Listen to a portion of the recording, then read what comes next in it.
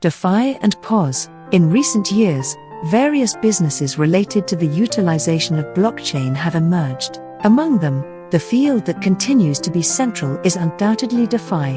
DeFi stands for decentralized finance and is known to differ from traditional finance, which relies on banks and financial institutions. Traditional finance is referred to as CeFi, centralized finance, while finance using blockchain technology is called DeFi. Blockchain allows for more secure peer-to-peer transactions without the need for a trusted third party. This has given rise to business areas centered around DeFi. Conceptually, DeFi is a very attractive idea. The Medici family, known as pioneers in modern finance, grew through loans and bills of exchange. Subsequently, not only banks but various financial institutions have grown similarly. Even today, people deposit money in banks and earn interest. Banks use this money for loans and investments to make a profit. The same goes for securities firms and funds. They take others' money, invest it on their behalf, and share the profits. These economic activities have played an important role in expanding the global economy and are considered quite natural today.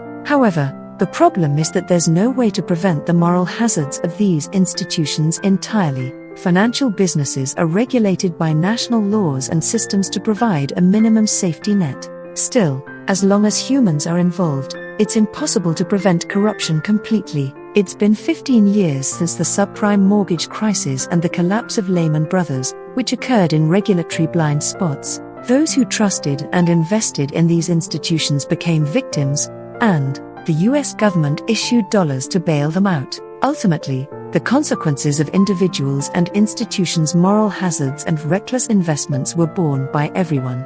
Blockchain inherently embodies DeFi. Transferring one BTC does not involve any central institution or server. The act of sending and receiving bitcoins on the Bitcoin network is DeFi itself. DeFi should not be considered a difficult concept. If someone explains DeFi in a complicated way, they either do not understand it or are contemplating a scam. Any concept with the word decentralized should simply mean the absence of a central institution. If a central institution intervenes even once, the term can no longer be used. This essence should never be forgotten. Remembering just this can significantly enhance one's understanding of blockchain. Human greed knows no bounds. The desire to make money has led people to the coin market and has given birth to a distorted concept of DeFi.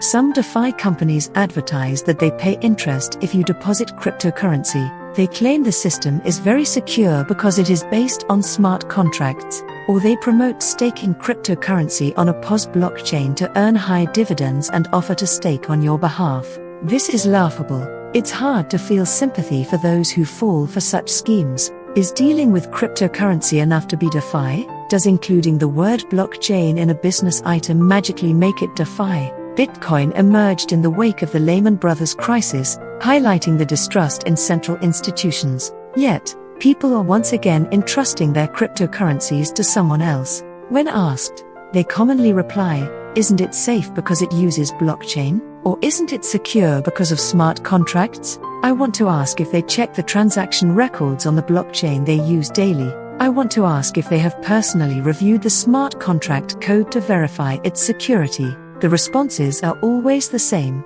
"I'm not a developer, so I can't read the code," or "I'm not a blockchain expert." Yet, they invest in a field they barely understand, claiming it's a new investment product called DeFi. With Ethereum 2.0's transition to PoS, one must stake 32 ETH to earn rewards. Since it's burdensome for individuals to stake 32 ETH, some deposited it in Lido Finance and then staked the resulting stith in Celsius.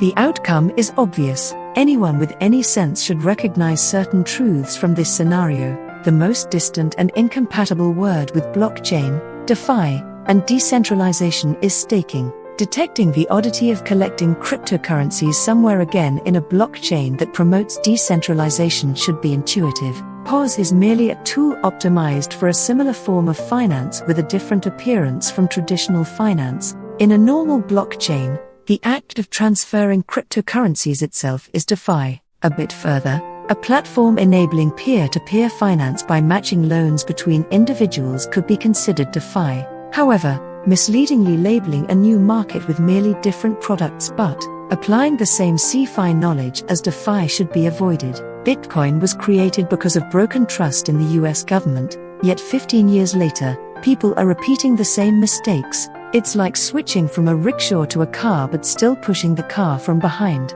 Blockchain is a self-contained system, and external intervention is unnecessary. With this in mind, it's not difficult to develop the insight to avoid the prevalent falsehoods. If blockchain can handle everything on the mainnet, why is there a need for Layer 2? What exactly is Layer 2, and who understands it precisely? Why are people staking their cryptocurrencies with someone else again, all while claiming decentralization? Even for convenience, why use a third party called Bridge when exchanging tokens on the same network?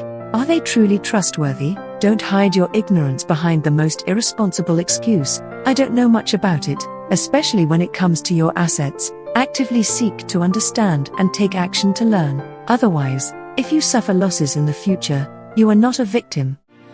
Every time I train myself because of you. If you wanna be in my way cause of me, the stars were shining to me away, whispering, I want you to know you're my world. Every time I'm crazy it's because of you. If you're looking right in me because of love, to me it's a pretty wonderland. Do not make me cry again. I need you right now. I'm gonna be fine.